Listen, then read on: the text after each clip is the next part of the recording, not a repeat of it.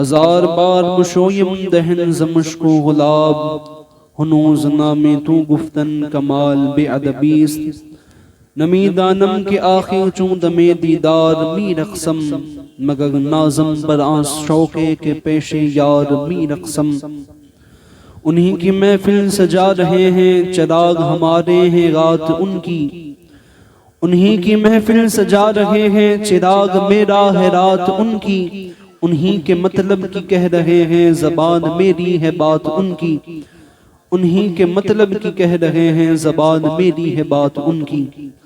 محترم حضرات، خطبے کے بعد میں نے جس آیت مقدسہ کو تلاوت کرنے کا شرف حاصل کیا اس کی روشنی میں چند باتیں آپ کی سماعتوں کے حوالے کروں گا۔ اللہ تبارک و تعالیٰ کے حضور دعا ہے کہ مجھے حق کہنے اور ہم سب کو حق سننے کی توفیق نصیب فرمائے۔ محترم حضرات، پروردگار عالم اپنے مقدس کلام میں ارشاد فرماتا ہے قد جاءکم من اللہ نور و کتاب مبین، کہ تحقیق کے پروردگار عالم کی طرف سے اللہ تبارک و تعالیٰ کی طرف سے آ گیا تمہارے پاس ایک نور اور ایک روشن کتاب۔ اب جتنی بھی تفسیریں قرآن کی لکھی گئی ہیں ان تمام تفسیروں کو اٹھا کر انہیں کھنگال کر دیکھ لیں، وہ تفسیر بیضاوی ہو یا پھر وہ تفسیر ابن کثیر ہو یا پھر وہ تمام تفسیر کے کتب ہوں، ان تمام کو اٹھا کر آپ جب دیکھیں گے تو ان تمام مفسرین نے یہاں جو نور کا ذکر کیا ہے پروردگار نے، کہ پروردگار نے فرمایا کہ ہم نے اپنی طرف سے تمہیں ایک نور عطا کیا اور ایک کتاب عطا کی، تو تمام مفسرین نے بیان کیا کہ یہاں نور سے مراد نور مصطفیٰ علیہ السلام ہے۔ پروردگار عالم نے جو یہ نور کا ذکر کیا ہے، یہ نور سے مراد ہمارے آپ کے آقا حضور احمد مجتبی محمد مصطفیٰ صلی اللہ تعالی علیہ وسلم کی ذات بابرکات ہے، اور آپ کا نور ہے کہ آپ کو رب تبارک و تعالیٰ نے نور سے پیدا فرمایا۔ کیسے نوری بشر ہیں، نور بھی ہیں اور بشر بھی ہیں۔ پروردگار عالم نے ان دونوں صفات کو جمع کیا ہے کہ نہ صرف بشر ہیں نہ صرف نور ہیں، بلکہ نور بھی ہیں اور بشر بھی ہیں۔ اللہ نے نور سے تخلیق کیا اور پھر بشری جامہ آپ کو پہنایا۔ تمام تفسیر کے کتب میں آپ دیکھیں گے سب کا اس بات پر اتفاق ہے کہ اللہ کے حبیب علیہ السلام کو اس مقام پر قرآن نے نور ذکر کیا ہے۔ آج ہماری گفتگو کا عنوان بھی حضور علیہ السلام کا نور ہے کہ اللہ کے حبیب علیہ السلام نے پروردگار نے آپ کو نور سے بنایا۔ تو یہ کیسا نور ہے، یہ کس طرح کی تخلیق ہے جو رب تبارک و تعالیٰ نے اپنے حبیب کی تخلیق کی ہے، یہ کس طرح کا نور اللہ تبارک و تعالیٰ نے پیدا کیا ہے، یہ کیسی اس کی قدرت ہے۔ یہ اللہ تبارک کے حبیب علیہ السلام فرماتے ہیں، آپ سے ایک صحابی نے عرض کیا پروردگار عالم اے حبیب، یہ ہمارے نبی آقا و مولا آپ پر ہمارے ماں باپ قربان ہوں، بتائیں اللہ تبارک و تعالیٰ نے کائنات میں سب سے پہلے کس کو پیدا کیا؟ تو آپ نے فرمایا کہ اللہ تبارک و تعالیٰ نے پوری کائنات میں سب سے پہلے اگر کسی چیز کو پیدا کیا ہے تو وہ تمہارے نبی کے نور کو پیدا کیا ہے۔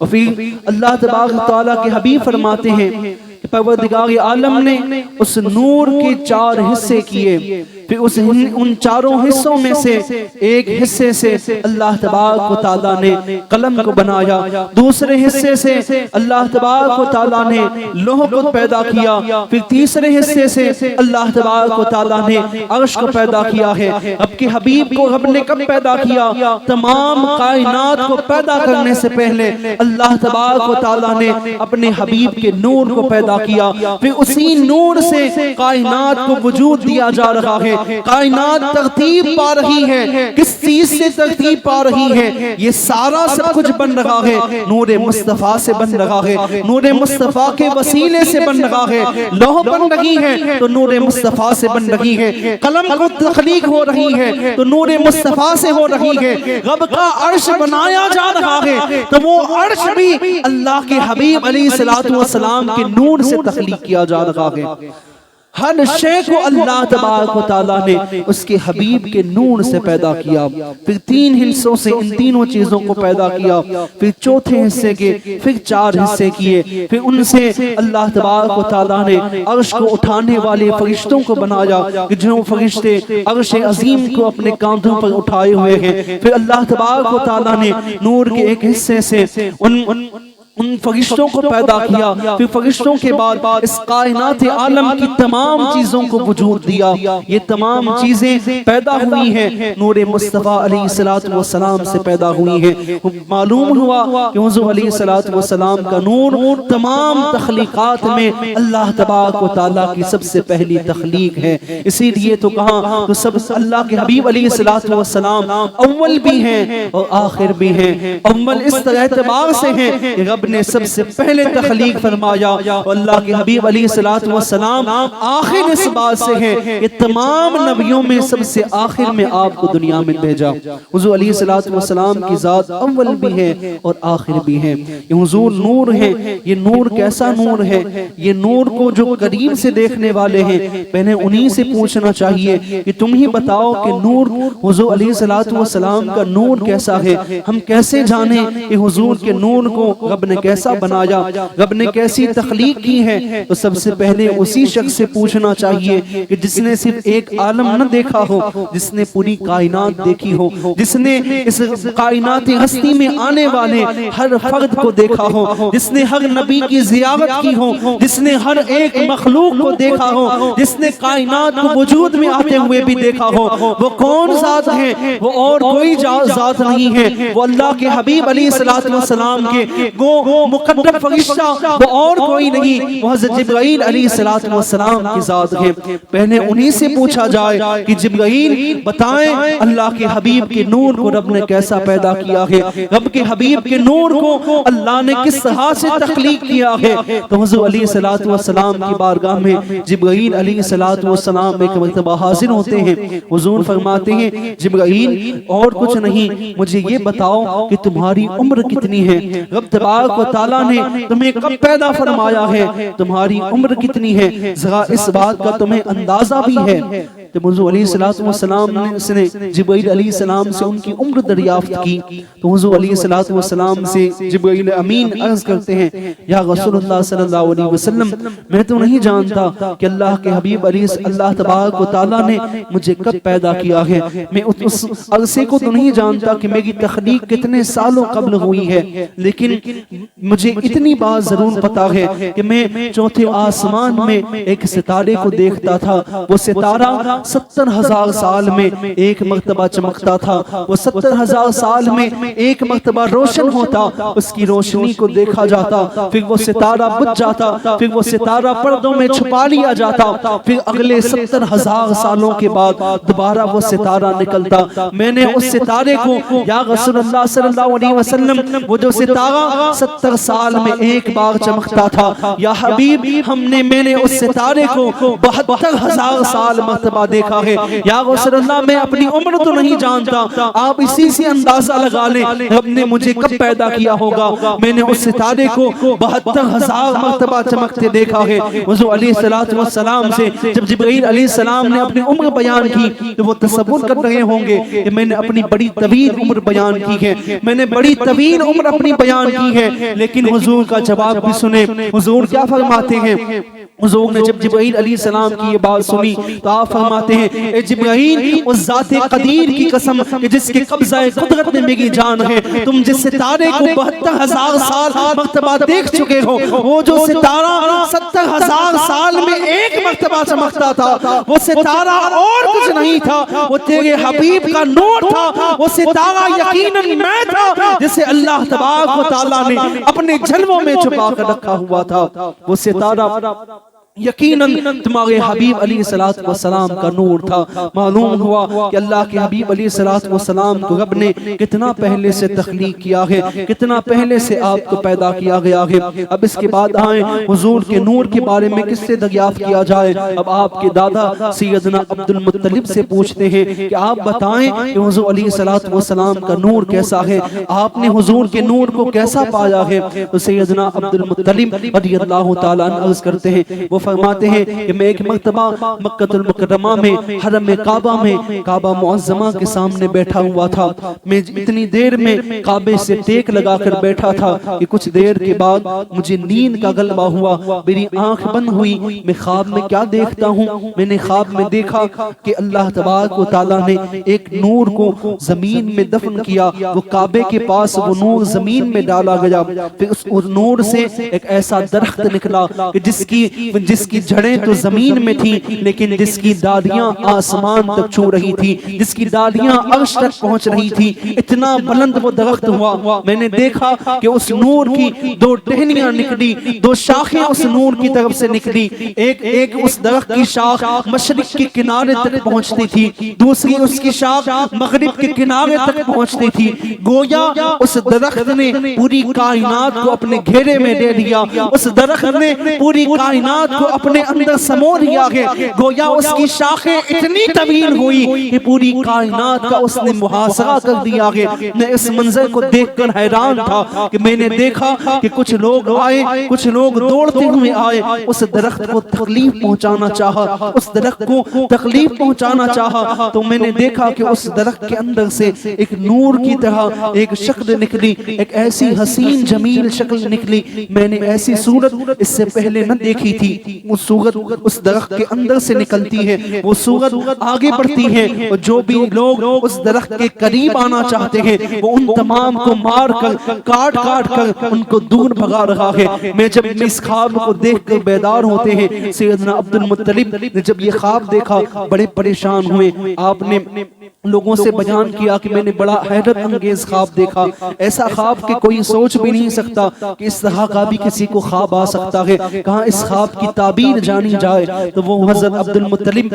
رضی اللہ تعالیٰ عنہ ایک کاہنہ عورت کے پاس جاتے ہیں کہ جو کاہنہ توریت و زبور و انجیل کی حافظہ تھی۔ اس کاہنہ کو جا کر آپ نے پورا خواب بتایا کہ میں نے اس طرح سے خواب دیکھا، ایک درخت کو دیکھا کہ جو درخت اتنا اونچا تھا، جس کی شاخیں اتنی بڑی تھی، جس کے ہر ایک پتے میں نور چمک رہا تھا، جس سے روشنی کی شعاعیں نکل رہی تھی۔ اور میں نے وہاں ایک محافظ کو بھی دیکھا کہ جو نوری شکل والا اس درخت کے اندر سے نکلا اور اس درخت کی حفاظت کر رہا تھا۔ اس کاہنہ نے جب یہ خواب سنا وہ ٹکی باندھ کر سیدنا عبد المطلب کے چہرے کو دیکھنے لگی۔ سیدنا عبد المطلب کے چہرے کو اس نے دیکھا اور چہرے کو دیکھنے کے بعد کچھ دیر خاموش رہی، آپ کو دیکھ رہی ہے۔ آپ نے فرمایا بتاؤ میرے خواب کی کیا تعبیر ہوتی ہے، میرے خواب کی تعبیر کیا ہے؟ اس کاہنہ نے کہا عبد المطلب اگر یقیناً آپ نے یہ خواب دیکھا ہے تو اس کی تعبیر اور کچھ نہیں ہے، اس کی تعبیر یہ ہے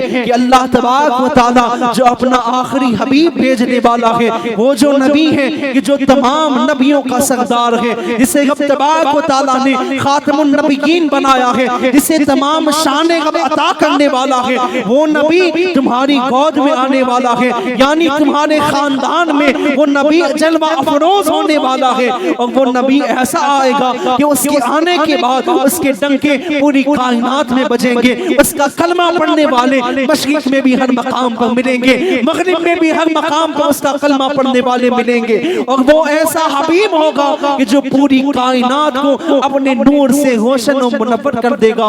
جب یہ خواب کی تعبیر سنی تو حضرت عبد المطلب فرماتے ہیں کہاں اے کاہنہ بتاؤ وہ نوجوان کون تھا؟ میں نے ایک شخص کو دیکھا کہ جو اس درخت کی حفاظت کر رہا تھا، تم کہہ رہی ہو کہ اس درخت کا معنی یہ ہے کہ میری نسل میں رب تبارک و تعالیٰ اپنا نبی بھیجنے والا ہے، تو بتاؤ وہ نورانی شکل والا شخص کون تھا، وہ نورانی شخص کون تھا کہ جو اس درخت کی حفاظت کر رہا تھا؟ کاہنہ کہتی ہے کہاں وہ شخص اور کوئی نہیں تھا، وہ بھی آپ کی نسل میں آنے والا ہے، کہاں آپ کی نسل میں ایک بیٹے سے رب تبارک و تعالیٰ اس نبی کا ظہور فرمائے گا، اور آپ کے ایک بیٹے سے رب تبارک و تعالیٰ اس ذات کو نور پیدا کرے گا کہ جو اس نبی کا ہر مقام پر محافظ بن کے کھڑا رہے گا. وہ ذات کون ہے؟ وہ ذات اور کوئی نہیں ہے، وہ ابو طالب کا بیٹا علی المرتضیٰ کرم اللہ تعالی وجہ الکریم کی ذات ہے.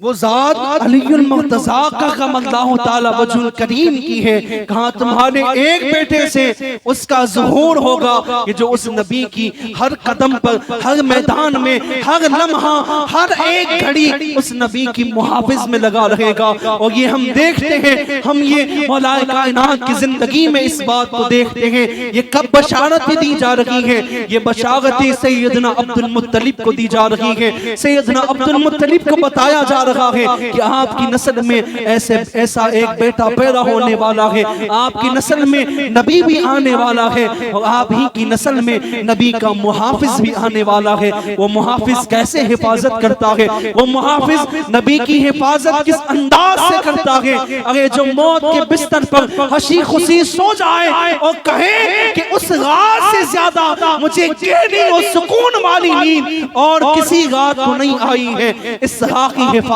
بھی علی المرتضیٰ کرم اللہ تعالی وجہ الکریم نے حضور علیہ السلام کی ہے. یہ آپ کے آنے سے پہلے آپ کی بشارتیں دی جا رہی ہیں، آپ کی آمد کے ڈنکے بجائے جا رہے ہیں. یہ تو پتا چلا کہ حضور علیہ السلام کو اپنے نور بنایا ہے. اس بات کی گواہی پہلے تو جبرائیل امین دیتے ہیں، پھر دوسرا کون گواہی دے رہا ہے؟ دوسرا گواہی دینے والا سیدنا عبد المطلب ہے. اب کس سے پوچھا جائے؟ اب حضور کی والدہ ماجدہ سے پوچھا جائے. وہ والدہ کہ جس جیسی ماں کائنات میں اور کوئی پیدا نہیں ہوئی ہے، جس جیسی ماں کائنات میں کوئی نہ ہوئی ہے، نہ قیامت تک کوئی ایسی ماں ہو سکتی ہے جس نے ایسے بیٹے کو جنم دیا ہے. جیسا بیٹا، جیسی تخلیق کائنات کی اور کسی شے کی نہیں ہوئی ہے. سیدہ آمنہ کی چوکھٹ پر آتے ہیں، ان سے پوچھتے ہیں سیدہ آمنہ ہماری ماں بتائیں حضور کا نور کیسا ہے؟ آپ نے حضور کے نور کو کیسا پایا ہے؟ آپ نے حضور کے نور کو کس شان کا پایا ہے؟ سیدہ آمنہ بیان کرتی ہیں، کہاں حضور کے نور کی بات کر لگے ہو، حضور کے نور کی ذکر چاہتے ہو. حضور کا نور کیسا ہے؟ کہاں جب میری ولادت کا وقت قریب آیا، جب میں حمل سے تھی، جب وہ نور میری کوکھ میں تھا، جب اس کے جلوہ افروز ہونے کا وقت قریب آیا، جب وہ لمحات قریب آئے ہیں، تو میں نے دیکھا کہ آسمان سے ہر ایک طرف نور برس رہا ہے. پورے کعبۃ اللہ کو نور سے منور کر دیا گیا ہے. اور جب جس گھڑی میری کوکھ سے وہ نور پیدا ہوتا ہے، میں نے دیکھا کہ ایسا نور نکلا ہے کہ میں نے شام کے محلات کو اپنے حجرے میں بیٹھ کر دیکھ لیا. اس نور سے شام کے محلات بھی روشن ہو گئے. معلوم ہوا کہ حضور جب دنیا میں تشریف لائے ہیں تو کائنات میں ہر مقام پر نور ہی نور پھیلا دیا ہے. گویا پتا چلا اس لیے کہ رب تبارک و تعالیٰ نے اپنے حبیب کو نور سے پیدا کیا ہے، اپنے حبیب کو اس نور سے پیدا کیا ہے جس کو اللہ تبارک و تعالیٰ نے اپنے جلووں میں رکھا تھا. یہ سیدہ آمنہ بیان کرتی ہے. اب آئیے حضور کے نور کے بارے میں کس سے پوچھا جائے؟ اب اس شخصیت سے پوچھتے ہیں، اب اس ذات سے پوچھتے ہیں کہ جو ذات اللہ کے حبیب علیہ السلام کے ہمسائیگی میں اور آپ کے قرب میں جنہوں نے اپنی زندگی کا ایک طویل عرصہ گزارا ہے. وہ ذات کون ہے؟ وہ ذات ہم مومنوں کی ماں ام المؤمنین سیدہ طیبہ عائشہ صدیقہ سلام اللہ علیہا کی ذات ہے. آپ سے پوچھتے ہیں بتائیں عائشہ صدیقہ اے ام المؤمنین، آپ بتائیں ہمارے نبی کے نور کو آپ نے کیسا پایا؟ رب فرما رہا ہے کہ میں نے تم مومنوں کی طرف ایک نور بھیجا ہے اور نور کے ساتھ ایک روشن کتاب بھیجی ہے. آپ نے نور کے ساتھ اتنا طویل عرصہ گزارا ہے، بتائیں تو صحیح کہ آپ نے حضور کے نور کو کیسا پایا ہے؟ حضور کے نور کی آپ نے کیا کیا جلوے دیکھے ہیں؟ تو عائشہ صدیقہ سلام اللہ علیہا فرماتی ہیں کہ ایک روز میں کمرے میں بیٹھ کر اپنے لباس میں پیوند لگا رہی تھی، میں ہاتھ سے سوئی دھاگے سے اپنے لباس کو سی رہی تھی کہ اتنے میں کیا ہوا، میرے ہاتھ سے وہ باریک سی سوئی ہاتھ سے گر جاتی ہے۔ میں چراغ لے کر اس سوئی کو تلاش کرتی ہوں، میں نے اس سوئی کو بڑا تلاش کیا، میں نے اس کو بڑا ڈھونڈا، لیکن وہ سوئی ہے کہ جو سوئی مجھے مل نہیں رہی ہے، اتنی باریک سی سوئی تھی، چراغ کی روشنی بھی بہت زیادہ تھی، لیکن اس روشنی سے بھی اس سوئی کو تلاش نہیں کیا جا رہا تھا۔ اتنے میں کیا ہوتا ہے، سید المرسلین میرے حجرے میں تشریف لاتے ہیں، آمنہ کے لال میرے حجرے میں جلوہ افروز ہوتے ہیں۔ وہ جیسے ہی حجرے کے اندر تشریف لاتے ہیں، حضور نے جیسے ہی تبسم فرمایا ہے، حضور کے دندان مبارک سے وہ نور کی کرنیں نکلی، وہ نور حضور کے دندان مبارک سے چھن چھن کر میرے کمرے میں اس طرح سے پھیلنے لگا۔ عائشہ صدیقہ بیان کرتی ہے، کہاں میرا پورا کمرہ اس نور سے روشن منور ہو گیا۔ میں نے اس نور کی روشنی میں اس گمی ہوئی سوئی کو ڈھونڈ لیا، میں نے اس سوئی کو تلاش کر لیا۔ آمنہ صدیقہ فرماتی ہے، کہاں وہ سوئی کہ جو چراغ کی روشنی میں نہیں مل رہی تھی، وہ میں نے حضور کے نور کی روشنی میں تلاش کی ہے۔ میں نے حضور کے نور کو اتنا حسین پایا ہے، اتنا حسین میں نے حضور کے نور کو دیکھا ہے۔ اس کی تاب ایسی ہے کہ جس کی تاب کوئی نہیں لا سکتا ہے۔ ماں عائشہ صدیقہ فرماتی ہے کہ ایک روز حضور علیہ السلام کے پاس میں بیٹھی ہوئی تھی، میں قرآن مقدس کی تلاوت کر رہی تھی، حضور میرے سامنے تشریف فرما تھے۔ میں قرآن پڑھتے پڑھتے ایک آیت پر پہنچی، سورہ یوسف میں اس آیت پر میں پہنچی کہ جس آیت میں رب تبارک و تعالیٰ نے حضرت یوسف علیہ السلام کے حسن کا ذکر کیا ہے۔ حضرت یوسف علیہ السلام کے حسن کا ذکر رب تبارک و تعالیٰ نے کیا ہے۔ بی بی عائشہ صدیقہ وہ آیت پڑھتی ہیں، وہ پڑھ کر پھر خاموش ہو جاتی ہیں، اس سنجیدگی کے ساتھ کچھ سوچنے میں مشغول ہو جاتی ہیں، کسی سوچ میں پڑ جاتی ہیں۔ وہ آیت کیا ہے؟ وہ وہی آیت ہے جس میں رب تبارک و تعالیٰ نے ارشاد فرمایا کہ یوسف علیہ السلام کو رب نے اتنا حسن عطا کیا، اتنا حسین بنایا، اتنا حسین و جمیل بنایا کہ اللہ تبارک و تعالیٰ نے ان کے حسن میں ایسی تاب، ایسی کشش رکھی کہ مصر کی عورتیں جب یوسف کے حسن کو دیکھتی ہیں اپنی ہاتھوں کی انگلیوں کو کاٹ لیتی ہیں، اپنے ہاتھ کٹ جاتے ہیں، انہیں خیال تک نہ پڑتا، ان کے اس درد کا احساس تک نہ ہوا کہ جو ان کو انگلیاں کاٹنے کے وقت درد ہونا چاہیے کیوں نہیں ہوا۔ حضور حضرت اللہ تبارک و تعالیٰ نے سیدنا یوسف علیہ السلام کے حسن میں وہ کشش رکھی تھی، وہ تاب دانی رکھی تھی، وہ ایسی کشش اور ایسی ایک کیفیت رکھی تھی کہ جس کو دیکھ کر مصر کی عورتوں کو کوئی درد کی کیفیت محسوس نہ ہوئی۔ بی بی عائشہ صدیقہ ہیں کہ انہوں نے وہ آیت مبارکہ پڑھی، مبارکہ پڑھنے کے بعد وہ خاموش ہو جاتی ہیں، صرف خاموش ہو کر کچھ سوچنے میں لگ جاتی ہیں۔ حضور علیہ السلام متوجہ ہوتے ہیں، آپ فرماتے ہیں عائشہ کیا بات ہے، قرآن پڑھ رہی تھی، کیوں اچانک سے قرآن پڑھنا بند کر دیا، کیوں خاموش ہو گئی ہو، کیا ماجرا ہے، کیوں اتنی خاموشی ہے، تم تو قرآن کی تلاوت کر رہی تھی، کس چیز سے تمہیں قرآن پڑھنے سے روکا ہے؟ بی بی عائشہ عرض کرتی ہے یا رسول اللہ، میں قرآن میں سورہ یوسف پڑھ رہی تھی، میں نے اس سورہ میں پڑھا اللہ تبارک و تعالیٰ نے سیدنا یوسف علیہ السلام کو اتنا حسن عطا کیا، اتنا حسین و جمیل بنایا کہ جن کو حسن کو دیکھ کر مصر کی عورتوں نے اپنے ہاتھوں کو کاٹ لیا تھا۔ اتنا حسین، اتنے حسین تھے یوسف علیہ السلام۔ یا میرے آقا و مولا، میں سوچ رہی ہوں کہ آپ تو تمام نبیوں کے سردار ہیں، آپ تو سیدنا یوسف علیہ السلام کے بھی نبی ہیں، آپ تو ان کے بھی سردار ہیں، آپ کے تو وہ سارے نبی بھی امتی ہیں۔ کہا یا رسول اللہ، اللہ تبارک و تعالیٰ نے سیدنا یوسف علیہ السلام کو اتنا حسین بنایا، ان کو اتنا حسن عطا فرمایا، یا رسول اللہ تو پھر آپ کا حسن کہاں ہے؟ بی بی عائشہ فرماتی عرض کرتی ہیں کہ میرے آقا کے سیدنا یوسف علیہ السلام کو رب نے اتنا حسین بنایا، وہ بھی اللہ کے نبی ہیں، آپ بھی نبی ہیں، لیکن آپ تو سید الانبیاء ہیں، آپ تو خاتم النبیین ہیں، آپ کی شان، آپ کے مرتبے تو ان سے کئی زیادہ بڑے ہیں۔ کہا یا رسول اللہ، آپ کو رب نے حسن عطا کیا ہے، لیکن آپ کے ساتھ تو ایسا کوئی واقعہ پیش نہیں آیا، ایسی کوئی بات ہم نے نہیں دیکھی جیسی بات سیدنا یوسف علیہ السلام کے ساتھ ہم دیکھتے ہیں۔ حضور علیہ السلام فرماتے ہیں، کہا عائشہ کیا بات ہے، تم یہ پوچھتی ہو، رب تبارک و تعالیٰ نے یوسف علیہ السلام میرے بھائی یوسف کو اتنا حسن عطا کیا، مجھے اتنا حسن عطا کیا، لیکن میرے ساتھ ایسا کوئی واقعہ کیوں پیش نہیں آیا؟ تو حضور علیہ السلام نے فرمایا عائشہ بات یہ ہے، پروردگار عالم نے مجھے بہترین حسن عطا کیا، مجھے ایسا حسن عطا کیا کہ کائنات میں کسی کو ایسا حسن نہیں دیا گیا۔ لیکن بات یہ ہے کہ پروردگار نے جب مجھے یہ حسن عطا کیا ہے، اس کے اوپر 70,000 نور کے پردے رکھ دیے ہیں، اس نور پر 70,000 بشریت کے پردے ڈال کے رکھے ہیں، اس لیے کہ اگر ان پردوں میں سے کسی ایک پردے کو بھی ہٹا دیا جائے تو اس نور کی، میرے نور کی ایسی شعائیں نکلیں گی کہ جن شعاؤں کی کوئی تاب نہ لا سکے گا، جن شعاؤں کو کوئی آنکھ دیکھ نہ سکے گی۔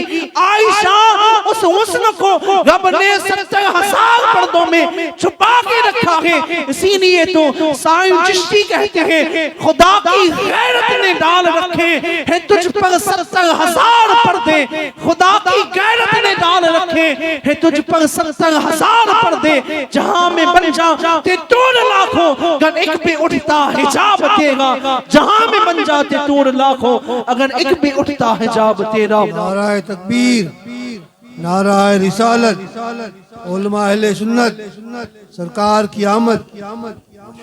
کہ حضور علیہ السلام کے حسن پر اللہ تبارک و تعالیٰ کی غیرت نے 70,000 پردے ڈال کر رکھے ہیں کہ اس حسن کی کوئی تاب نہ لا سکے گا، اس حسن کو کوئی دیکھ نہ سکے گا۔ اس لیے اللہ تبارک و تعالیٰ نے اس کے اوپر بشریت کے پردے ڈال دیے، اس کے اوپر بشریت کا لبادہ ڈال دیا کہ اس نور کو دیکھ بھی سکے۔ اس لیے کہ اگر بغیر پردے کے اللہ کے حبیب کو بھیج دیتا پروردگار تو پھر کیا ہوتا؟ وہ پھر جتنے بھی صحابہ ہیں کوئی بھی نہ حضور کے سامنے کوئی دیکھ سکتا، نہ حضور کے سامنے کوئی کھڑا ہو سکتا تھا۔ اگر اتنی نور کی شعائیں نکلتی، وہ نور اتنی تابناکیوں کے ساتھ روشن ہوتا تو پھر کوئی حضور کے قریب نہ ٹھہر سکتا۔ لیکن اللہ تبارک و تعالیٰ نے تو آپ کو پوری کائنات کے لیے، بروز حشر کے لیے، حشر تک کے لیے آپ کو ہادی بنا کر بھیجا تھا، آپ کو پوری کائنات کی رہنمائی کرنے کے لیے بھیجا۔ اگر آپ کے نور کی کوئی تاب نہ لا سکتا تو آپ کس طرح سے امت کی رہنمائی کرتے، کس طرح سے امت کو پروردگار کی راہ دکھاتے، کس طرح سے امت کو اللہ تبارک و تعالیٰ کا دین سکھاتے۔ اس لیے اللہ تبارک و تعالیٰ نے آپ کے نور پر یہ تمام حجاب ڈال رکھے، یہ تمام حجاب آپ کے نور پر ڈال دیے۔ اس لیے تو اللہ تبارک و تعالیٰ نے قرآن مقدس میں ارشاد فرمایا قل انما انا بشر مثلکم، کہ اے محبوب آپ لوگوں کو فرما دیجئے کہ میں تمہاری طرح، تمہاری طرح بشر میں سے ایک بشر ہوں۔ جس طرح سے تمہیں رب نے بشر بنایا ہے اسی طرح سے مجھے بھی بشریت سے رب تبارک و تعالیٰ نے متصف کیا ہے۔ لیکن یہاں کوئی اعتراض کرنے والا یہ بھی کہہ سکتا ہے کہاں رب تبارک و تعالیٰ نے اللہ کے حبیب علیہ السلام کو بشر بنایا ہے؟ اور ہم کہتے ہیں کہ اللہ کے حبیب کو اللہ تبارک و تعالیٰ نے نور بنایا ہے، کہاں نور اور بشر کیسے جمع ہو سکتے ہیں؟ نور اور بشر تو متضاد چیزیں ہیں، یہ دونوں الگ الگ چیزیں ہیں، یہ ایک جگہ کیسے جمع ہو سکتی ہے؟ اگر کوئی اعتراض کرنے والا اس طرح کا اعتراض کرے تو اسے بتانا چاہیے کہاں تمہیں تاریخ کو اٹھا کر دیکھنا چاہیے تھا، تاریخ میں دیکھنا چاہیے تھا کہ رب نے کس طرح سے نور کو بشریت کا لبادہ پہنایا ہے، نور کو کس طرح سے بشریت کے خاکے میں ڈال کر بھیجا ہے۔ کہاں آؤ تمہیں سب سے پہلے بی بی مریم کی بارگاہ میں لے چلے، کہاں بی بی مریم کی کوکھ میں جب اللہ تبارک و تعالیٰ نے سیدنا عیسیٰ علیہ السلام کو آپ کے شکم میں ڈالنا چاہا تو سیدنا جبرائیل علیہ السلام کو اللہ تبارک و تعالیٰ نے آپ کی بارگاہ میں بھیجا، آپ کے پاس بھیجا۔ اس کو قرآن کیسے بیان کرتا ہے؟ قرآن بیان کرتا ہے بشرن سویہ کا ذکر کرتا ہے، کہاں ہوں بہو جبرائیل کو پروردگار نے بشر بنا کر مریم کے پاس بھیجا کہ اس مریم کے شکم میں اللہ تبارک و تعالیٰ کی اس روح کو ڈال سکے۔ یہاں کیا ذکر ہے؟ یہاں رب تبارک و تعالیٰ فرما رہا ہے کہ ہم نے جبرائیل کو نور بنا، نور وہ فرشتہ جس سے نور سے پیدا کیا گیا ہے، اس فرشتے کو نوری مخلوق کو رب فرما رہا ہے کہ ہم نے بالکل ہو بہو بشری خاکے میں ایک انسان کی شکل میں ہم نے اسے مریم کے پاس بھیجا۔ پتا چلا کہ نور کو بھی بشری خاکے میں پہنایا جا سکتا ہے، نور اور بشریت ایک جگہ جمع ہو سکتی ہے، یہ دونوں متضاد چیزیں نہیں ہیں۔ نور اور بشریت کے ساتھ نور یہ ایک وصف ہے، یہ دونوں ایک ساتھ اکٹھی ہو سکتی ہیں، اسی لیے اللہ کے حبیب نور بھی ہیں اور بشر بھی ہیں۔ آپ نوری بشر ہیں، ہم بشر کی ہماری طرح عام بشر نہیں ہیں، وہ ہماری آپ کی طرح کسی عام بشر کی طرح نہیں ہے، بلکہ اللہ تبارک و تعالیٰ نے آپ کو نوری بشر بنایا ہے۔ نوری بشر بنایا ہے، وہ کیسا بشر ہوتا ہے کہ جو نور بھی ہوتا ہے، وہ ایسا بشر ہوتا ہے کہ جس کا سایہ زمین پہ نہیں پڑتا ہے، وہ ایسا بشر ہوتا ہے کہ جس کا سایہ رب تبارک و تعالیٰ زمین پر نہیں پڑنے دیتا ہے۔ وہ کیسا نوری بشر ہے، وہ ایسا نوری بشر ہے کہ جو پورے جسم اطہر کے ساتھ، پورے اپنے لطیف جسم کے ساتھ عرش تک جاتا ہے، عرش تک نہیں لامقا تک جاتا ہے، لامقا تک نہیں وہ قاب قوسین او ادنا تک پہنچتا ہے۔ یہ کون سا مقام ہے؟ یہ ایک کمان کے فاصلے والا مقام ہے۔ کس سے فاصلہ؟ ذات باری سے ایک کمان کے فاصلے پر ذات مصطفیٰ ہے۔ اتنی فاصلے پر حضور علیہ السلام اپنی بشریت کے ساتھ، اپنے جسم لطیف کے ساتھ اب رب تبارک و تعالیٰ کے قرب تک پہنچتے ہیں۔ اگر کوئی عام بشر ہوتا، ہم نے تو دیکھا کہ موسیٰ وہ ایک تجلی جو دور پر گر کر موسیٰ کی آنکھوں میں گرتی ہے، وہ اس ایک تجلی کو برداشت نہیں کر سکتے، اس لیے کہ وہ بشر تھے۔ اللہ کے حبیب علیہ السلام کیسے نوری بشر ہیں، رب تبارک و تعالیٰ کے قرب میں رب کے اتنے قریب ہیں اور رب کا دیدار اپنی ماتھے کی آنکھوں سے کر رہے ہیں۔ یہ حضور علیہ السلام کی نوری بشریت ہے۔ کوئی اگر یہاں انما انا بشر مثلکم کا معنی اگر کوئی یہ کرتا ہے، کوئی اگر نہ سمجھ یہ معنی کر بیٹھتا ہے کہ یہاں بشر سے مراد ایسا بشر جیسے ہم اور آپ ہیں، کیونکہ حضور بھی اسی طرح کھانا تناول کرتے ہیں، فرماتے تھے جس طرح سے ہم کھانا کھاتے ہیں، حضور بھی اسی طرح آرام کرتے ہیں جس طرح سے ہم آرام کرتے ہیں۔ تمام وہ کام جو ایک انسان زندگی میں کرتا ہے، حضور نے بھی اپنی سیرت میں، اپنی حیات میں ان تمام کاموں کو انجام دیا ہے۔ اگر کوئی یہاں اس بشریت کا معنی اگر کوئی کچھ اور لیتا ہے، اگر کوئی معنی کرنے میں اگر کوئی غلطی کر بیٹھتا ہے، تو یہ کس کی طرح مثال ہوگی؟ اس شخص کی مثال کیسی ہوگی؟ اس شخص کی مثال اسی کی طرح ہوگی کہ جس طرح کی بادشاہ محمود کے اس کے رعایا کے ان 4 چوروں کی مثال ہے، جس کو علامہ روم فرماتے ہیں، جس کو علامہ روم نے اپنی مثنوی میں بیان کیا ہے۔ کیا بیان کرتے ہیں؟ وہ بیان کرتے ہیں کہ جس طرح سے سیدنا عمر فاروق اعظم ان کا یہ طریقہ تھا کہ وہ دن بھر رعایا کے ساتھ انصاف کا معاملہ پیش کرتے اور رات کو وہ لباس بدل کر عام لوگوں کے لباس میں پورے شہر کا گشت کرتے اور پورے شہر کے اندر چکر لگاتے۔ کہاں اسی طرح کا معمول بادشاہ محمود غزنوی کا بھی تھا۔ کہاں جب بادشاہ محمود نے رات کو وہ روزانہ عام لوگوں کا لباس پہن کر شہر میں نکلتا اور شہر کے اندر گشت لگاتا کہ میری رعایا، میری قوم کس حال میں ہے، ان کی خبر لینے کے لیے وہ لوگوں کی طرح بن کر لوگوں کے درمیان جاتا۔ وہ بادشاہ محمود ایک مرتبہ رات کے اندھیرے میں اس شہر کے اندر گشت لگا رہا ہے اور ایک چوک میں پہنچتا ہے تو وہاں 4 لوگ کھڑے ہوئے ہیں، کوئی مشورہ کر رہے ہیں۔ محمود جب اس کے قریب پہنچتا ہے، بادشاہ جب ان کے قریب پہنچتا ہے تو وہ شخص اس کو دیکھ کر وہ چاروں شخص اس شخص کو دیکھ کر بھاگنے لگتے ہیں۔ جب بھاگنے لگتے ہیں تو بادشاہ بلند آواز سے کہتا ہے، کہاں اے اللہ کے بندوں ٹھہر جاؤ، انا بشر مثلکم، کہاں میں بھی تمہاری طرح ایک بشر ہوں۔ اس سے صرف اتنا جملہ کہا انا بشر مثلکم، تو ان چوروں نے اس انا بشر مثلکم کا کیا معنی لیا؟ بادشاہ جب ان کے قریب پہنچا تو وہ چاروں چور آپس میں کھڑے ہوئے تھے۔ اس سے بادشاہ نے پوچھا کہ بتاؤ تم مجھے دیکھ کر کیوں بھاگ رہے تھے؟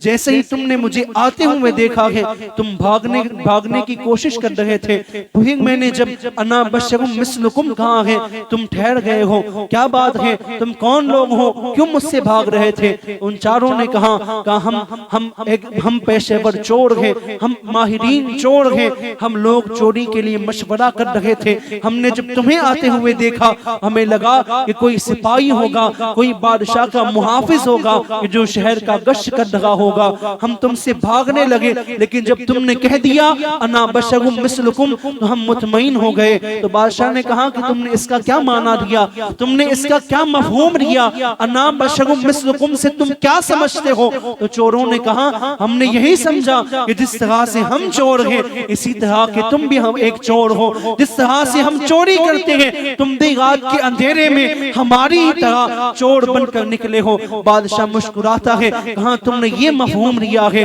ٹھیک ہے۔ پھر وہ پوچھتے ہیں کہاں تم بھی چور ہو، کہاں ہاں بادشاہ کہتا ہے ہاں میں بھی تمہاری طرح چور ہوں۔ تو بادشاہ نے کہا کہ ہم لوگ چوری کے لیے ترکیب بنا رہے ہیں کہ آج کس کی یہاں چوری کی جائے، آج کس کے گھر کو لوٹا جائے، آج کس کے گھر پر ڈاکہ ڈالا جائے۔ تو بادشاہ نے کہا کہاں تک یہ چھوٹی چوریاں کرتے رہو گے، آج کوئی سب سے بڑی چوری کرو، کوئی ایسی چوری کرو کہ پھر تمہاری نسلوں کو بھی چوری کرنے کی ضرورت نہ پڑ جائے۔ کہاں ایسی کون سی چوری، ایسا کس کا گھر ہے جہاں اتنی مال و دولت، اتنا مال و متاع ہمیں مل سکتا ہے؟ بادشاہ نے کہا اور کہیں نہیں، ہمیں حکومت کے خزانے پر چوری کرنی چاہیے، ہمیں بادشاہ کے خزانے میں چوری کرنی چاہیے، اس کے جتنا مال کسی رعایا کے گھر میں ہو نہیں سکتا ہے، ہمیں چاہیے کہ اسی کی یہاں چوری کرے۔ وہ چاروں چور چونک جاتے ہیں، انہیں صدمہ لگتا ہے، کہاں تم یقیناً کوئی ماہر چور ہو کہ تم اتنی بڑے چوری کرنے کی بات کر رہے ہو، اتنا بڑا ہاتھ ڈالنے کی بات جب کر رہے ہو، یقیناً تم کوئی پیشہ ور چور ہوگے، ہم تمہیں اپنا امیر بناتے ہیں، تم ہمارے سردار ہو، ہم چاروں تمہارے ماتحت ہیں، اب جو تم کہو گے ویسا ہی ہم کہیں گے، ویسا ہی ہمارا عمل ہوگا، جو تمہارا حکم ہوگا۔ تو بادشاہ نے کہا کہ اگر تم چور ہو تو پہلے مجھے یہ تو بتاؤ کہ تم کوئی ایسے ہی نام کے تو چور نہیں، تمہاری بھی کوئی خوبی ہے، تمہارے پاس بھی کوئی خاصیت ہے۔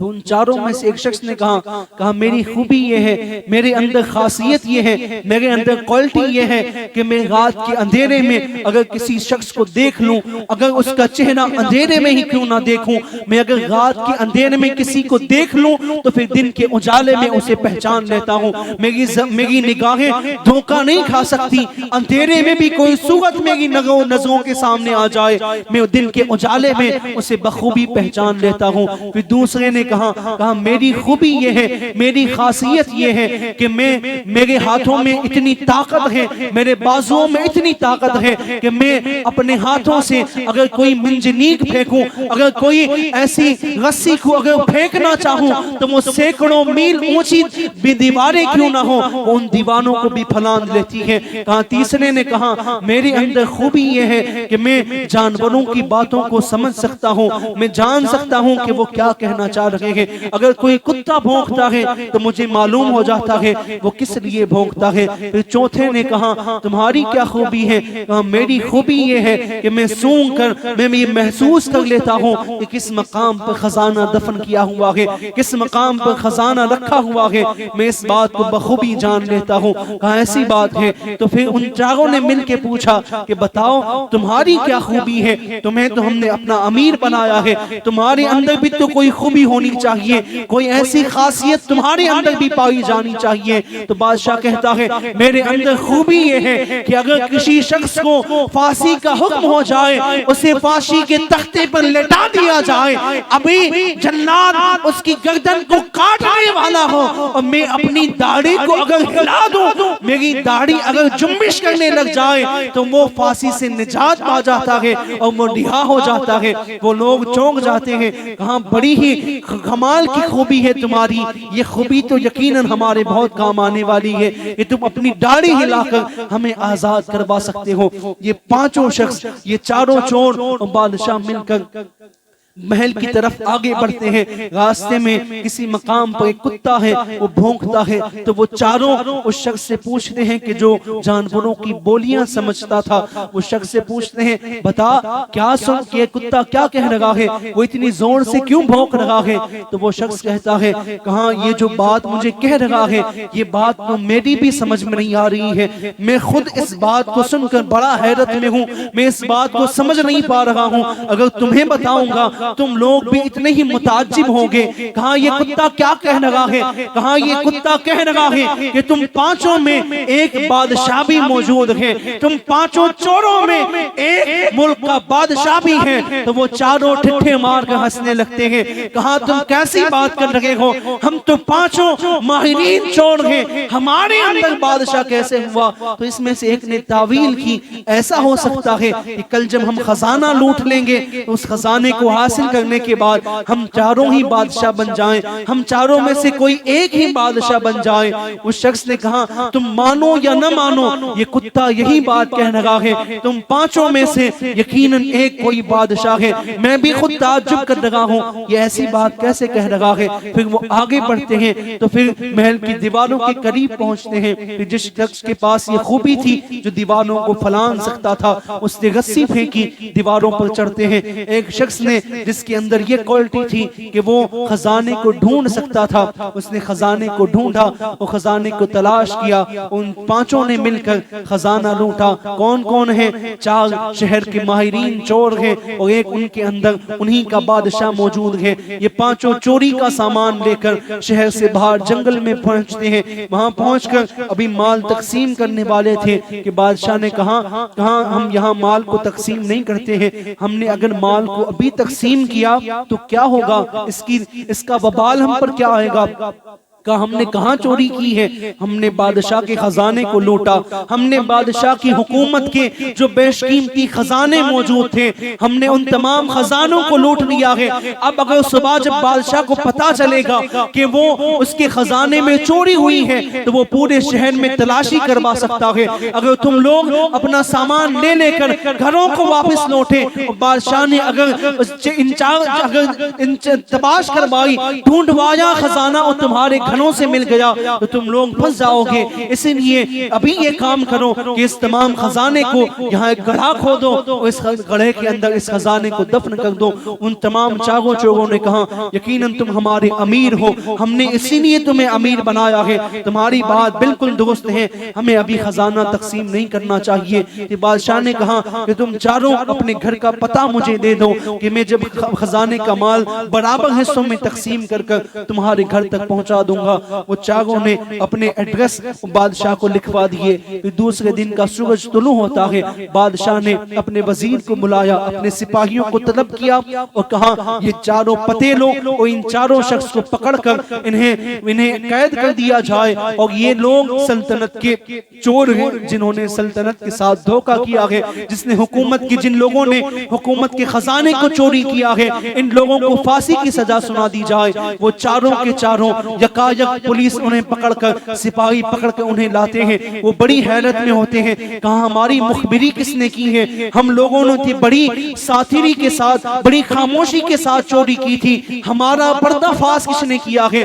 وہ چاروں بڑے پریشان ہیں. اتنے میں پھانسی کا حکم ہوتا ہے, انہیں تختوں پر لٹا دیا جاتا ہے. وہ چاروں سوچتے ہیں ہم چاروں تو یہاں موجود ہیں, پانچواں کیوں موجود نہیں ہے جسے ہم نے اپنا سردار بنایا تھا؟ یقیناً اسی نے ہماری مخبری کی ہوگی, اسی نے بتایا ہوگا کہ ہم لوگوں نے چوری کی ہے. پھر بادشاہ نے کہا ان لوگوں کو پہلے میرے سامنے پیش کیا جائے. یہ چاروں کی چاروں بادشاہ کے دربار میں حاضر کیے جاتے ہیں. تو ان چاروں میں سے ایک شخص کی خوبی تھی کہ وہ اندھیرے میں دیکھی ہوئی صورت کو اجالے میں پہچان لیتا ہے. وہ دیکھتا ہے, بادشاہ کو دیکھا اور دیکھ کر وہ حیرت میں پڑ گیا. اپنے ساتھیوں سے کہنے لگا کہاں ساتھیوں, اگر تم پانچویں شخص کا انتظار کر رہے تھے, وہ جو پانچواں چور ہمارے درمیان موجود تھا, ارے وہ اور کوئی نہیں تھا, وہ بادشاہ تھا. دیکھو جو کرسی پر بیٹھا ہوا ہے یہی شخص ہے جو کل رات ہمارے ساتھ چوری میں شریک تھا, جس نے ہمارے ساتھ مل کر چوری کی ہے, یہ وہی بادشاہ ہے.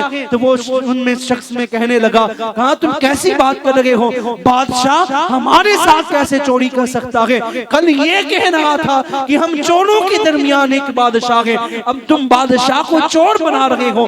بادشاہ نے جب دیکھا یہ لوگ آپس میں باتیں کر رہے ہیں, ان سے پوچھا بتاؤ کیا بات گفتگو کر رہے ہو؟ تمہارے تو موت کا فیصلہ ہو چکا ہے, ابھی تمہاری گردنیں دھڑ سے الگ کر دی جائیں گی. تو ان چاروں میں سے ایک شخص نے کہا کہ میں نے تمہیں پہچان لیا ہے، تم وہی ہو، کل رات والے ہو، تم ہی ہمارے ساتھ تھے، تم نے ہی ہمارے ساتھ مل کر چوری کی ہے۔ بادشاہ نے کہا کہ ہاں اگر تم نے پہچان لیا ہاں میں وہی شخص ہوں، تو وہ شخص کہتا ہے کہ اب تمہاری خوبی تھی، اس خوبی کو بھی اب اس خوبی کا بھی کارنامہ دکھانے کا وقت آ چکا ہے۔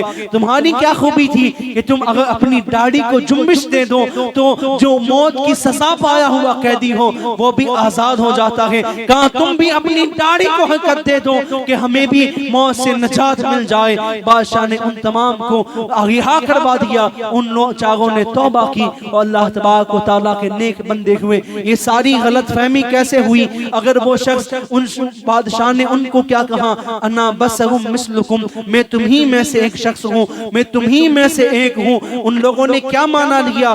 کہا جس طرح کی ہم چور ہیں، جس طرح سے چوری ہمارا پیشہ ہے اسی طرح کا چور یہ بھی ہے، اسی طرح کی چوری اس کا بھی پیشہ ہو سکتا ہے، کیونکہ یہ تو کہہ رہا ہے ہم میں سے ایک ہے۔ کہا یہی مغالطہ ان لوگوں کا بھی ہے کہ جو لوگ حضور کے یہ فرمانے کو انما انا بشر مثلکم، میں تمہیں میں سے ایک بشر ہوں، جو لوگ یہاں بشر سے مراد ہماری طرح جس طرح خاکے کے ہم بنے ہوئے ہیں، جو لوگ یہ مانا لیتے ہیں وہ معنوں میں اسی طرح کی غلطی کر بیٹھتے ہیں جیسا محمود کے چوہوں نے غلطیاں کی تھی۔ کہاں یہاں مانا تم میں سے ایک کا کیا مراد ہے کہ میں تم میں سے ایک اس لیے ہوں کہ تمہارے درمیان آ سکوں، تمہارے درمیان رہ سکوں، تمہیں سکھا سکوں کہ جینا کس طرح سے ہے، تمہیں سکھا سکوں کہ مرنا کس طرح سے ہے، تمہیں سکھا سکوں رب سے عبادت کیسے کرنی ہے، رب کی بندگی کیسے کرنی ہے۔ یہ ساری چیزیں تمہیں سکھانے کے لیے اللہ تبارک و تعالیٰ نے مجھے تم میں سے ایک بنایا ہے، مجھے تم بشر میں سے ایک بشر بنایا ہے۔ اس لیے کچھ لوگ یہ اعتراض کرتے ہیں کہ حضور تو فرما رہے ہیں کہ وہ بشر ہے، تو جو بشر ہو وہ نور نہیں ہو سکتا۔ حضور تو بشریت کا اعلان کر رہے ہیں اور آپ اہل سنت والجماعت کہہ رہی ہے کہ نہیں حضور نور ہے، حضور کو رب نے نور سے پیدا کیا ہے، حضور کی تخلیق رب نے اپنے نور سے کی ہے، حضور کو اپنے نور سے رب نے پیدا کیا ہے۔ اپنے نور سے کا معنی کوئی یہ نہ لے کہ اللہ کے نور کا ایک حصہ حضور ہے، نہیں معاذ اللہ، اگر کوئی یہ عقیدہ رکھتا ہے کہ رب نے اپنے نور کا حصہ کر کر حضور کو پیدا کیا ہے، حضور کے نور کو پیدا کیا ہے، تو معاذ اللہ ایسا عقیدہ رکھنے والا وہ کافر کہلائے گا۔ اس لیے کہ رب کا نور وہ کوئی حصے نور نہیں ہے، وہ اس کے نور میں کوئی مادہ نہیں ہے۔ حصے کس چیز کے ہو سکتے ہیں؟ حصے اس چیز کے ہو سکتے ہیں کہ جس کے اندر مادہ ہو۔ مادہ کسے کہتے ہیں؟ کہ جو عناصر اربع سے بنا ہوا ہو، مٹی، آگ، ہوا، پانی، ان چاروں چیزوں میں سے کسی چیز سے بنا ہوا ہو اسے مادہ کہیں گے۔ اور رب کی ذات کیا ہے؟ وہ تمام مادیات سے پاک ہے، وہ تمام جسمان سے پاک ہے، وہ تمام وہ ہر ایک شے سے پاک ہے۔ رب تبارک و تعالیٰ کی ذات حسیات سے، مادیات سے پاک ہے۔ اللہ تبارک و تعالیٰ کے بارے میں یہ عقیدہ نہیں رکھا جائے گا کہ پروردگار نے اپنے نور کا حصہ کر کے رب کے حبیب کے نور کو پیدا کیا، نہیں رب تبارک و تعالیٰ نے اپنے نور کے فضل سے، اپنی تجلی خاص سے رب تبارک و تعالیٰ نے جب کن فرمایا پھر اپنے حبیب کے نور کو پیدا کیا، اپنے فیض سے، اپنے فضل سے، اپنی توجہ سے رب تبارک و تعالیٰ نے اپنے حبیب کے نور کو پیدا کیا۔ اور وہ کیسا نور پیدا کیا؟ وہ کیسا نور رب نے تخلیق کیا ہے؟ ایسا نور ہے جیسا نور کائنات میں اور کوئی نہیں ہے۔ کیوں ہو سکتا ہے؟ ساری کائنات کو نور، ساری کائنات کو روشنی اگر کہیں سے مل لگی ہے تو وہ آمنہ کے لال کے صدقے میں مل لگی ہے۔ یہ سورج جو اپنی تابناکیوں کے ساتھ چمک رہا ہے، اس سورج کو اگر روشنی کہیں سے ملی ہے تو وہ نور مصطفیٰ کے صدقے میں ملی ہے۔ اگر یہ چاند چمک رہا ہے اس کے نور میں اتنے اجالے ہیں کہ جو آنکھوں کو بھا جاتا ہے، جس کو دیکھ کر آنکھیں اور جگر خوش ہوتا ہے، جسے دیکھ کر انسان خوشی محسوس کرتا ہے، تو وہ نور بھی نور مصطفیٰ کا صدقہ ہے۔ چاند روشنی پاتا ہے تو نور مصطفیٰ کے صدقے میں پاتا ہے۔ اگر یہ ستارے اتنے حسین ہیں، اتنے حسین و جمیل ہیں، وہ اتنے چمکتے ہیں، وہ نور ہے، وہ سارا نور اگر کہیں سے آیا ہے تو وہ سیدہ کائنات حضور علیہ السلام کے نور کا صدقہ ہے۔ پوری کائنات میں جو کچھ بھی ملا ہے یہ سارا سب کچھ حضور ہی کا نور ہے، حضور ہی کا نور ہے۔ یہ کیسا نور ہے؟ حضور علیہ السلام کی نور کی تسبیح کسی نے بڑی خوب انداز میں دی ہے۔ حضور نے حضور علیہ السلام کے نور کو اور تمام کائنات کے نظام کو اور لوگوں کی ہدایت کے نظام کو جو رب نے قائم کیا ہے، ایک بزرگ نے ان تمام چیزوں کو بڑی اچھی ترتیب دی ہے۔ کیا ترتیب دی؟ کہاں اس کی ترتیب اس طرح سے دی کہ تمہارے گھر کے اندر کوئی بلب ہو، کوئی لیمپ ہو، وہ کب جلتا ہے؟ اس کے اندر روشنی کب آتی ہے؟ جب اس کے اندر بجلی آتی ہے، جب اس کے اندر کرنٹ آتا ہے۔ جب تک بجلی اس کے قریب نہیں پہنچے گی، اس سے بجلی لگے گی نہیں، اس بلب کے اندر روشنی نہیں آ سکتی، اس بلب کے اندر اجالا نہیں ہو سکتا۔ بلب اگر گھر میں موجود ہے، اگر بجلی نہیں ہے تو وہ بلب روشن نہیں ہو سکتا ہے۔ تو پھر کہاں یہ بجلی بلب میں کہاں سے آتی ہے؟ یہ بجلی بلب میں گھر کے اندر جو پاور ہاؤس ہے، جو مین سوئچ رکھی گئی ہے، وہاں سے ہوتی ہوئی یہ بجلی اس بلب تک پہنچتی ہے۔ کہاں اس سوئچ سے، اس سوئچ کو بجلی کہاں سے آتی ہے؟ اس کے تک پاور کہاں سے پہنچتا ہے؟ کہاں ایریا وائز جو بجلی کے کھمبے لگے ہوئے ہیں، کہاں ان کھمبوں سے بجلی گھر تک پہنچتی ہے، اور گھر تک پہنچنے کے بعد پھر وہ بجلی اس لیمپ تک پہنچتی ہے، اس بلب تک بجلی پہنچتی ہے۔ وہ ایریوں کے اندر، وہ بستی کے اندر جو لائٹ کے جو کھمبے لگے ہوئے ہیں، کہاں وہاں بجلی کہاں سے آتی ہے؟ کہاں وہاں بجلی پاور ہاؤس سے آتی ہے، وہاں پاور ہاؤس سے بجلی کا سپلائی کیا جاتا ہے۔ وہ بجلی ان کھمبوں سے ہوتی ہوئی گھروں تک پہنچتی ہے، گھروں سے ہوتی ہوئی پھر وہ بجلی اس لیمپ تک پہنچتی ہے، وہ اس بلب تک پہنچتی ہے۔ کہاں وہ پاور ہاؤس سے بجلی کہاں سے آتی ہے؟ کہاں پاور ہاؤس میں بجلی وہ سورج کی روشنی سے آتی ہے، وہ سورج کی روشنی سے وہ بجلی کو جمع کرتا ہے۔ سورج اپنی کرنیں جب اس پاور ہاؤس پر ڈالتا ہے تو اس پاور ہاؤس میں بجلی پیدا ہوتی ہے، وہ نور پیدا ہوتا ہے، وہ نور پھر ان کھمبوں کے اندر جاتا ہے، وہ کھمبوں سے ان گھروں تک پہنچتا ہے، ان گھروں سے وہ ان لیمپ تک پہنچتا ہے، وہ گھروں میں اجالے ہوتے ہیں۔ کہاں یہی مثال کائنات عالم کی ہدایت کی مثال ہے، کس طرح سے کہاں جو گھروں کے اندر لیمپ ہے، یہ ہمارا ایمان ہے، یہ ہمارا دین ہے، یہ ہمارا اسلام ہے۔ یہ کب روشن ہوتے ہیں؟ جب ان کے اندر بجلی آتی ہے۔ کہاں سے آتی ہے؟ جو کھمبوں سے آتی ہے، جو ایریا وائز لگے ہوئے ہیں، وہاں کہاں سے آتی ہے؟ یہ ایریا وائز جو کھمبے ہیں،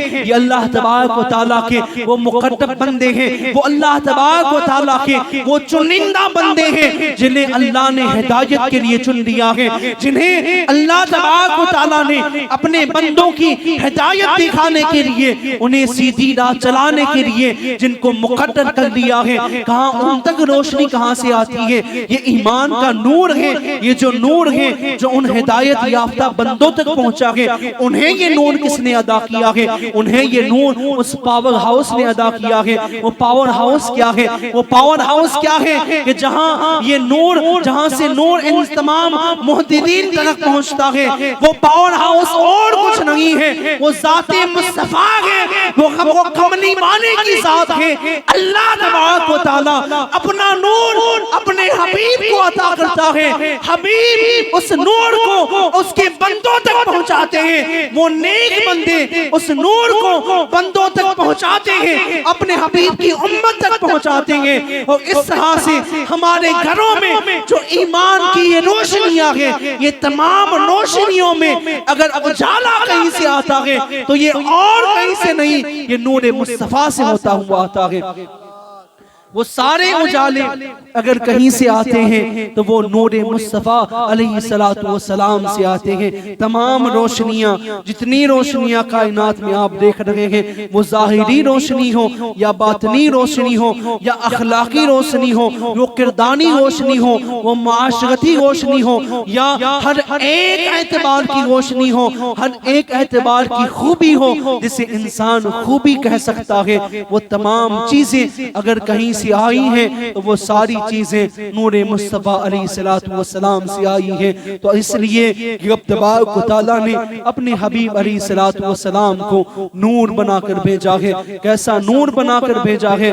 ایسا نور ہے کہ جو نور جس کی کوئی مثال نہیں ہے. وہ ایسا نور ہے کہ جس کا کوئی مثل نہیں ہے، جس کا کوئی مثال نہیں ہے. اعلیٰ حضرت فرماتے ہیں سب سے اولا و اعلیٰ ہمارا نبی، سب سے بالا و اعلیٰ ہمارا نبی، اپنے مولا کا پیارا ہمارا نبی، دونوں عالم کا دولہا ہمارا نبی. یہ تمام عالم کے دولہا اگر کوئی ہے تو وہ حضور علیہ السلام ہے. اسی لیے رب تبارک و تعالیٰ نے قرآن میں اعلان فرما دیا قد جاءکم من اللہ نور و کتاب مبین. تحقیق کہ اللہ تبارک و تعالیٰ کی طرف سے آ گیا تمہاری پاس ایک نور اور روشن کتاب. وہ نور اگر کوئی ہے وہ ذات باق مصطفیٰ ہے. اور کتاب یہاں کتاب سے مراد قرآن مقدس اور فرقان حمید ہے، وہ قرآن ہے. اور نور سے مراد نور مصطفیٰ ہے. رب تبارک و تعالیٰ نے یہاں اپنے حبیب کو نور سے ذکر فرمایا. اور دوسرے مقام پر رب تبارک و تعالیٰ اپنے حبیب کو سورج سے تشبیہ دے رہا ہے. کس طرح سے رب فرماتا ہے یا ایوہ النبی، کہا اے نبی انا ارسلناک شاہدا و مبشرا و نذیرا و داعیا الی اللہ باذنہ و سراجا منیرا. اے محبوب ہم نے آپ کو لوگوں کے لیے ہدایت کا نور بنا کر بھیجا، آپ کو لوگوں کی طرف بشارت دینے والا بنا کر بھیجا، اور لوگوں کو رب تبارک و تعالیٰ کی طرف بلانے والا بھیجا، اور رب کی طرف دعوت دینے والا بھیجا. اور اے حبیب ہم نے آپ کو کیا بنایا؟ سراج منیرہ بنا کر بھیجا. ہم نے آپ کو ایک روشن سورج بنا کر بھیجا. وہ سورج کہ جس سے پوری کائنات کو رب تبارک و تعالیٰ نے اجالا عطا کیا ہے. وہ اجالا کس طرح سے عطا کیا گیا؟ اللہ تبارک و تعالیٰ نے اپنے حبیب کے نور کو کس طرح سے دنیا میں بھیجا ہے. وہ نور جب رب نے پیدا کیا تو کس طرح سے اس نور کو رب نے آدم علیہ السلام کی پیشانی میں رکھا. پھر اس آدم علیہ السلام کی پیشانی میں نور آنے کے بعد کیا کیا چیزیں وقوع میں آئی، کیا کیا جلوے اس نور مصطفیٰ کے تھے. اور اس کے بعد وہ نور منتقل ہوتا ہوا کس طرح سے حضور علیہ السلام کے والد محترم کی پیشانی تک آیا.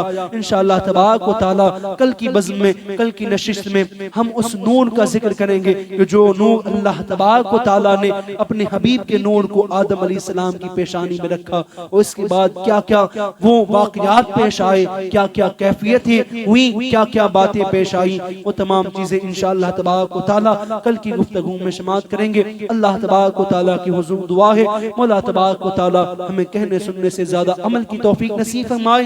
اور مولا تبارک و تعالیٰ ہمارے عقیدوں کو درست فرمائے. اور مولا تبارک و تعالیٰ ہمیں حضور کی غلامی میں زندگی نصیب فرمائے. اور مولا ہمیں حضور کی غلامی میں موت نصیب فرمائے. اور پروردگار عالم ہمارا خاتمہ بالخیر فرمائے. اقول قولی هذا استغفر الله لي ولكم ولسائر المؤمنين والمؤمنات انه هو الغفور الرحيم. السلام علیکم ورحمۃ اللہ وبرکاتہ. الصلاۃ والسلام کے لیے کھڑے ہو جائیں.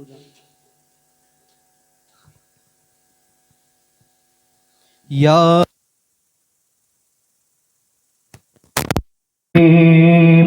خیر النام کا اپنے سلامیوں کا لے لو سلام کا.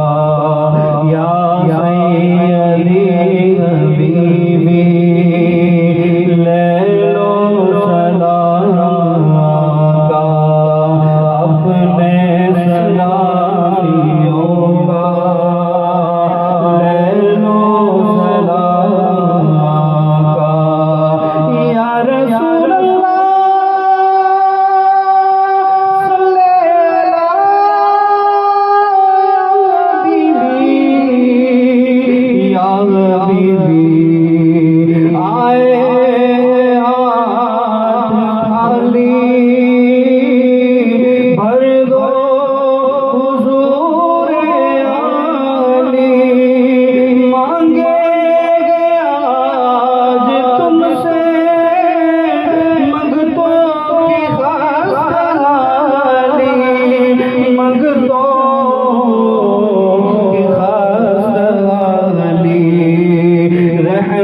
کی شبہ آقا، رحمت کی شان آقا، یا سیدی حبیبی خیر الانام آقا، اپنے سلامیوں کا لے لو سلام یا رسول اللہ، صلی اللہ یا حبیبی یا حبیبی، احسان میں ڈلے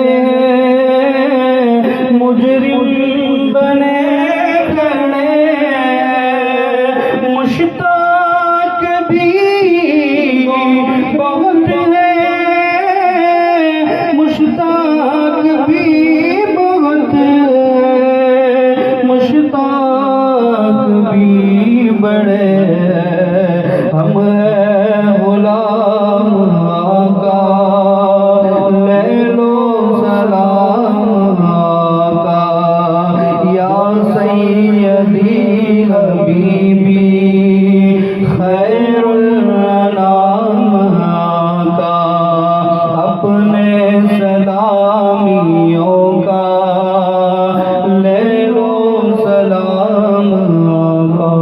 الصلاة والسلام عليك بارك يا رسول الله، الصلاة والسلام عليك بارك يا حبيب الله، الصلاة والسلام عليك بارك يا خير خلق الله، الصلاة والسلام عليك بارك يا دافع البلاء والمضار، الصلاة والسلام عليك بارك يا محمد رسول الله صلى الله عليه وسلم، ربنا آتنا في الدنيا حسنة وفي الآخرة حسنة وقنا عذاب النار، اللهم ربي اجعلني مقيم الصلاة ومن ذريتي، ربنا وتقبل دعاء، ربنا اغفر لي ولوالدي وللمؤمنين يوم يقوم الحساب، لي خمسة أخفي بها حر النباء الحاطمة المصطفى بالمرتضى وبلاهما بالفاطمة، إن الله وملائكته يصلون على النبي، يا أيها الذين آمنوا صلوا عليه وسلموا تسليما،